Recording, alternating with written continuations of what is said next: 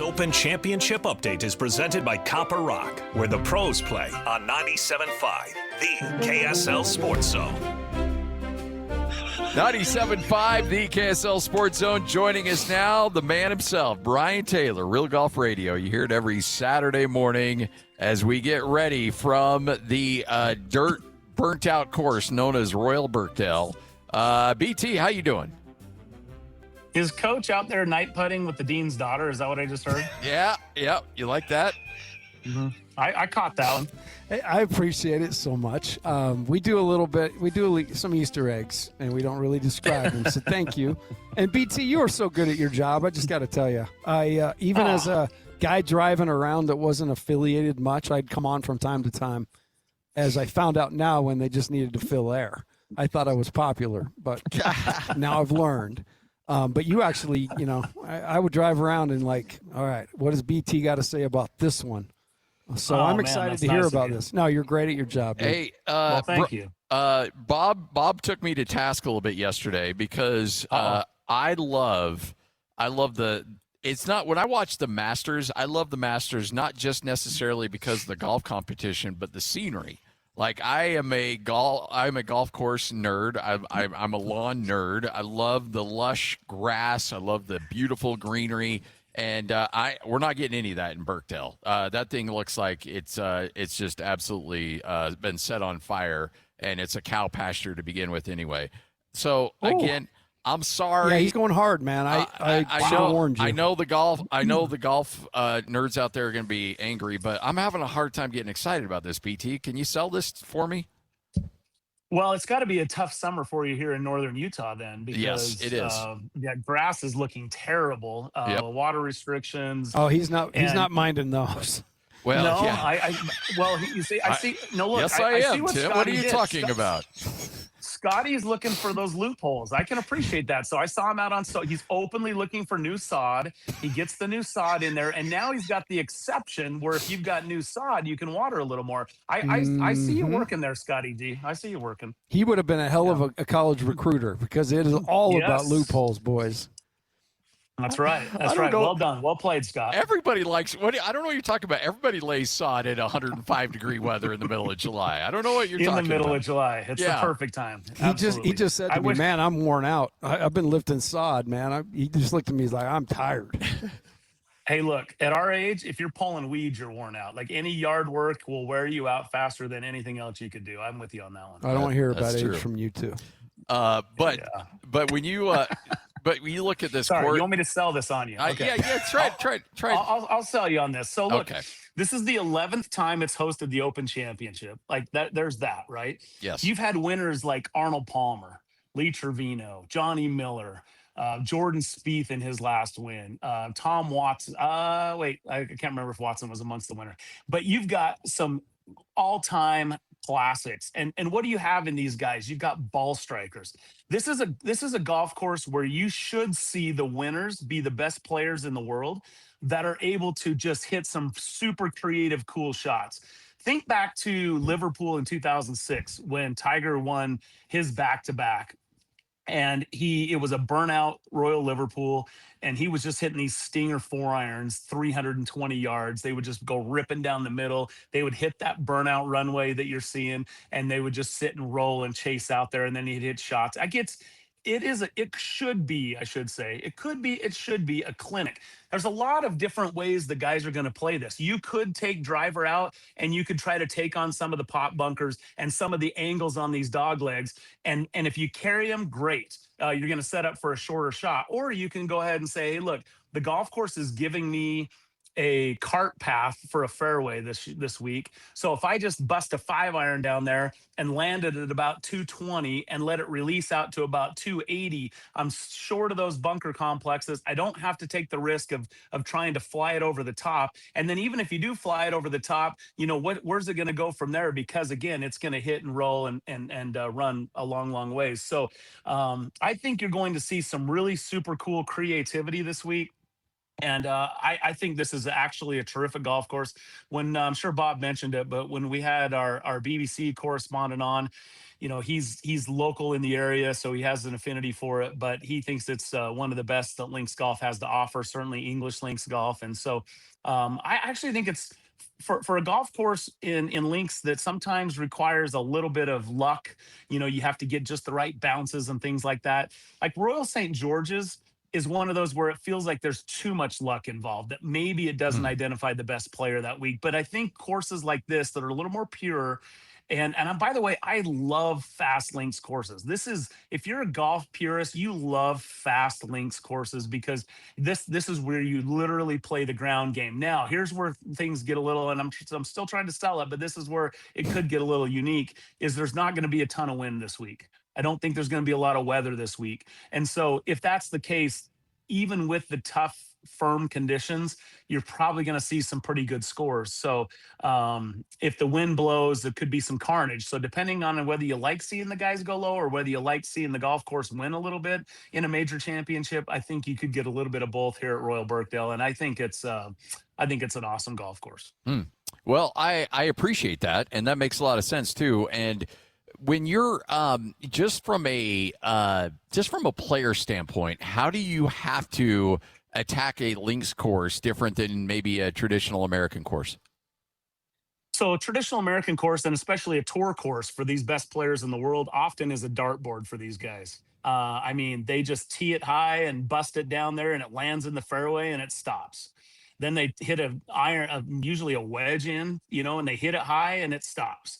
The caddies always told us, as we've had conversations over 30 years, that the only way to put a defense on a golf course for the best players in the world is firm, fast greens, and you're going to get that this week. But now you add firm, fast fairways, Hmm. and everything's in play. The precision required is so different. Now, there's a couple of things that do sort of equal out a little bit. With these firm conditions come a little bit more of a burnout rough.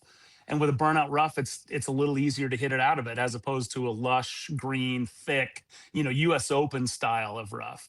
And so they will have a little easier time escaping if they do miss the fairways.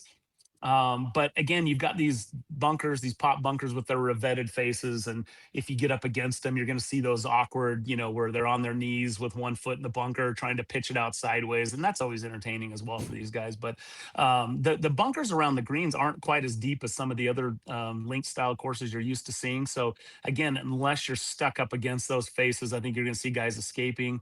This is the 50th anniversary of Johnny Miller winning his Open Championship at Royal Birkdale in 1976, and I went back and watched that film.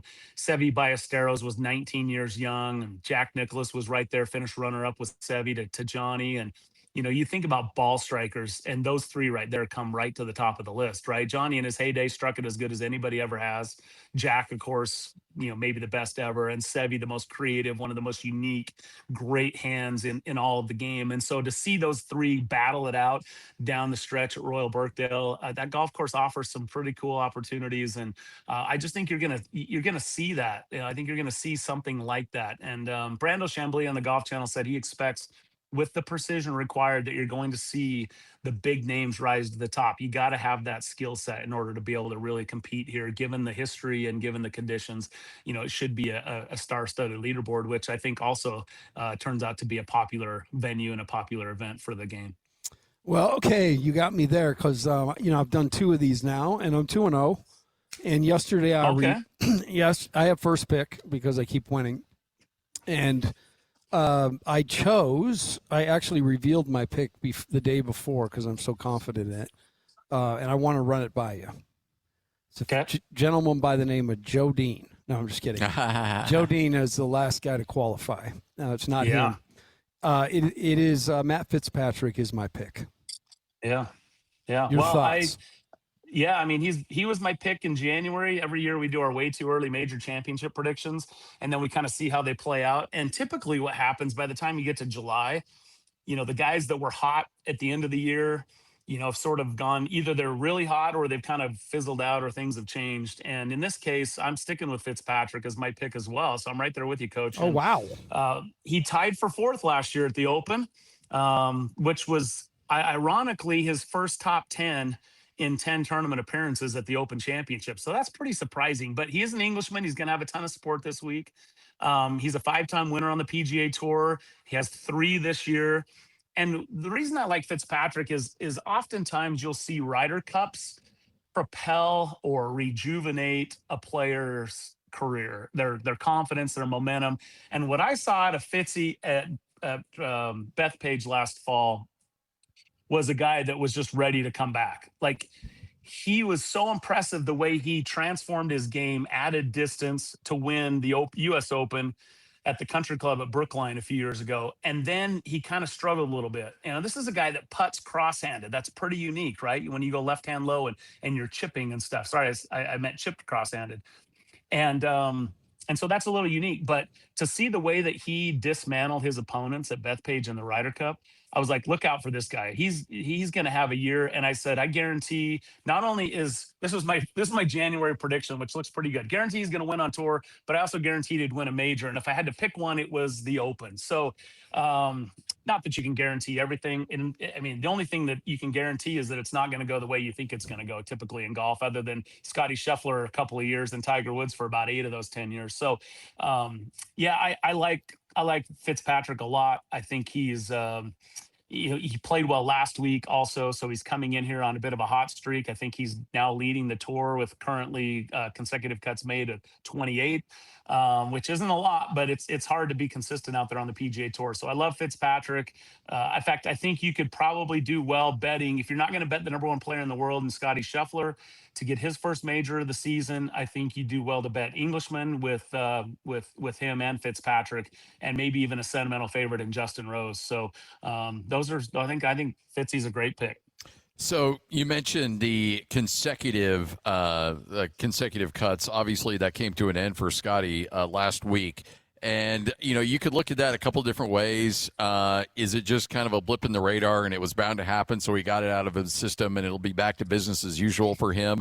Or is there any cause for concern? I got to imagine it's probably the first one in your opinion, but do you see any issues at all developing there? Or is it just like, okay, everybody has a bad day at the office every now and then. He had 1 in 4 years. Big deal.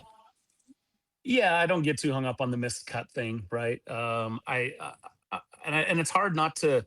It's a what have you done for me lately? And Scotty, actually, of all the players, has probably pointed that out. Like, I think he said when he won the PGA last year, he said, here's the thing, we're going to go tee it up Monday and it starts all over again. You really don't have time to celebrate your wins. And, you know, like when a guy wins a Super Bowl, when a team wins a Super Bowl, they sort of have the whole offseason to sit and enjoy their ring and do a parade and whatever, right? For these guys, they just go and tee it up again the next week and it starts all over. So not that anyone's feeling sorry for him or he was looking for any sympathy about that. Like, right. I mean, when you're hot, you want to keep playing, and Scotty's been able to capitalize on that over the last several years. But I think it's bound to happen. I think it's bound to that. It's very, very hard. In fact, Bob and the caddy and I had this conversation coming in last year after Scotty won. What did he win? 6 2 years ago, or 7 2 years ago? I think he won 7 2 years ago. And then going into 25, we said, what's the over under on wins for Scotty? And those guys I put the number at 5 and they both took the over. And I was like, you guys are crazy. You know how hard it is? And we went through the stats on people that back up, you know, wins of 5 or more consecutive years. And it just doesn't happen very often, just because it's so hard to do that against the best players in the world. And yet he came up, I think he won 6, right? I think he went 7-6. I might be off a little bit, but off the top of my head, he exceeded that. And so for him to now come around and he wins his first event of the year at the American Express in Palm Springs, and then he has a rash of second place finishes, runner-up finishes, and then you say, well, what's wrong with Scotty? He hasn't won a major. He's only won once this year. I'm like, are you kidding me? He's won, and he's been runner-up. He's been in contention all these weeks. So maybe he doesn't have the dust that he had the last 2 years. Maybe which, by the way, you need a little bit of dust. You need the ball to kind of bounce your way here and there. You need it to the hole to catch that putt instead of lipping out a couple of times. Like stuff like that you sort of need. But I don't think it, you know, I joked that he's done, his window's closed, he's washed up, but you know, that's all in jest. I think Scotty's he's the betting favorite this week, and he should be the betting favorite this week, and he's still the best player in the world. And when you look at the categories that he leads on tour, in strokes gained and scoring average and, approach shots. I mean, those are all the tools that you're going to need, greens and reg. Those are the birdie average. Like he leads the tour in all of those, and you need those stats to win in a major championship. So I think he's going to do just fine this week. It's interesting. The last player to win back-to-back claret jugs was Padraig Harrington, and he did it in 2007 at Carnoustie, and then came back here at Royal Birkdale and did it in 2008. So there's history for going back-to-back here, and Scotty could join that list. Yeah, and it's certainly within the realm of possibility for sure. I know you've been to a number of these courses over in Europe. If you had to pick one, if they said, okay, there's one course that, like Augusta, that will host the British every single year, what would you go with? I mean, you'd have to go with the Old Course just because of the history of it. Yeah. I don't know that it's the best course for today's best players. I don't want to get a honk here, but it's not that hard. Like the Old Course is not like, it's not that long and it's not that hard. Thank you. I know. As soon as I said it, you tore it up, didn't you, BT? You're in the horn zone, BT. You're in the horn zone. Welcome. I shot. I know. I like both of those go through my head every time I'm about to say this, by the way. Perfect drops. But I think I shot 74 at the Old Course last year. And made birdies, and we played one tee up. They don't let you play the championship tees typically out there, and so and we caught it on a day where the wind wasn't blowing. Like there's so much that goes into whether or not the Old Course is going to be a major test for these guys. And of course, we weren't playing it under major championship conditions. But the point is I just think the Old Course is just special. Like if you had a Scotland trip and you went over and you said, I'm going to play the Old Course and I'm going to play Carnoustie and I'm going to play Kingsbarns and, I'll just name them, right? You're going to go on and play North Berwick and all these different ones. They're all awesome. But if you said, or you could just play the Old Course for 5 straight days, I'd have a hard time not just staying at the Old Course for 5 straight days because it's just it's one of those places it reeks with history. It's just such a cool thing. Like all of it is just so awesome. So I would say the Old Course. One that hasn't hosted, at least it's not in the Rota, is Royal Dornoch up north. It's such a haul to get up there and stuff, but that's a really special one of my bucket list courses I got a chance to play last year. I'm a big fan of Royal Dornoch, so that's another one on that list. But there's so many great ones, so many really, really great golf courses that host. Troon, was it last year or 2 years ago? Portrush, even over in Ireland. Like there's just such a great rotation. I hope they never would do that. Like Augusta's pretty special to be able to do that. Like if you said the U.S. Open was going to be played every year at Pebble Beach, that would obviously be special. But I love that we move it around. There's so many great golf courses. That's the beauty of golf, is the venues are there. Major League Baseball, I love when I go to a city, I want to go to a major league ballpark because I think it's so cool. But I wouldn't want that just to be one, right? I think it's cool to go experience the different ones. So I love that Augusta has that, but I don't think anyone should try to follow that model because there's just too many cool other venues to compete. BT, you're the best, man. We appreciate it. Always good catching up with you, and let's do it again here soon. Yeah, I think first tee time, is like just right before midnight Mountain Time tonight. Yes, so I love stay this. up late, watch that, and then get up early and do a little breakfast with the Open. It's a fun one. I like Enjoy. it. Nice. Thanks, there he boys. is. Brian Taylor, Real Golf Radio. Again, updates brought to you in part by Mountain America Credit Union, Mountain Land Supply, Black Desert Resort, Hoops Vision, and Uinta Golf right here on The Zone. You hear them every Saturday morning breaking down golf better than anybody else. This is 97.5, the KSL Sports Zone.